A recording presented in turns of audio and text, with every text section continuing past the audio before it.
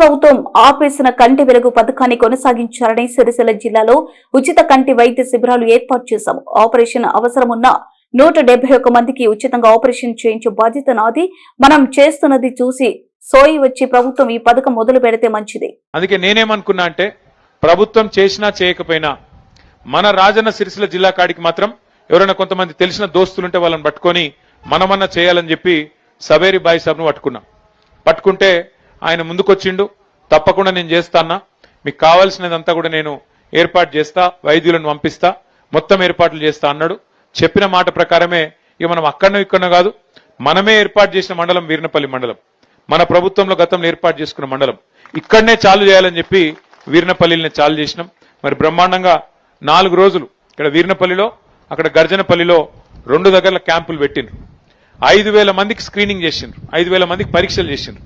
అందులో ఇవాళ 1,350 మందికి, అలా కొంతమంది పిల్లలు కూడా ఉన్నారు.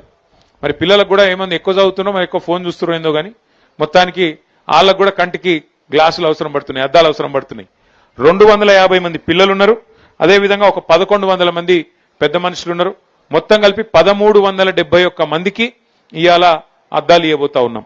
దాంతోపాటు ఒక 171 మందికి కంటిలో శుక్లాలు రావడం, ఇంకా ఇతరతర సమస్యలు రావడం వల్ల వాళ్లకు ఆపరేషన్ అవసరం పడుతుంది అన్నారు. ఆపరేషన్ కూడా మనం ఎక్కడికో పోయే అవసరం లేదు. మన సిరిసిల్లలోనే గతంలో మనమే ఆ రోజు 6 కోట్ల రూపాయలతోని ఎల్వి ప్రసాద్ కంటి దవాఖాన పెట్టించినాం. కాబట్టి ఈర్నపల్లికి వెళ్ళి బండి వస్తుంది, మిమ్మల్ని ఎక్కించకపోతుంది, సిరిసిల్ల వైద్యం చేయించి ఆపరేషన్ చేయించి మళ్ళీ మీ ఇంటికాడ దిగబెట్టిపోయేటట్టు ఆ సౌలత్ కూడా ఏర్పాటు చేస్తా ఉన్నాం.